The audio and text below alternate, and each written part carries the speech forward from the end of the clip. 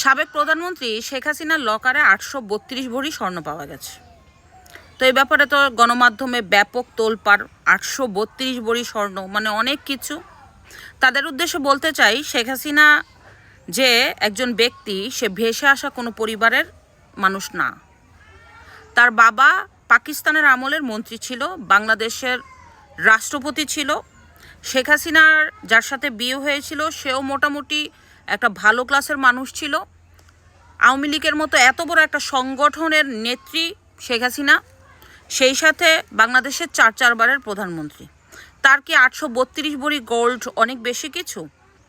আর ওই হিসাবে যদি আপনারা করতে চান, যারা উড়ে এসে জুড়ে বসে জুলাইকে সামনে রেখে কোটাকে একেবারেই ধ্বংস করা যেই নেতাগুলি ছিল, সার্জিস, নাহিদ, এরপরে আপনার কি জানি আরেকটা আসিফ মাহমুদ, সজীব ভুইয়া, তারা তো 1 বছরেই এত টাকার মালিক হয়েছে যা চিন্তা করার কথাও না। সেইখানে সাবেক প্রধানমন্ত্রীর 832 ভরি গোল্ড নিয়ে এমন তোলপাড়, যেমন সে একবারে বাংলাদেশটা নিয়ে গেছে।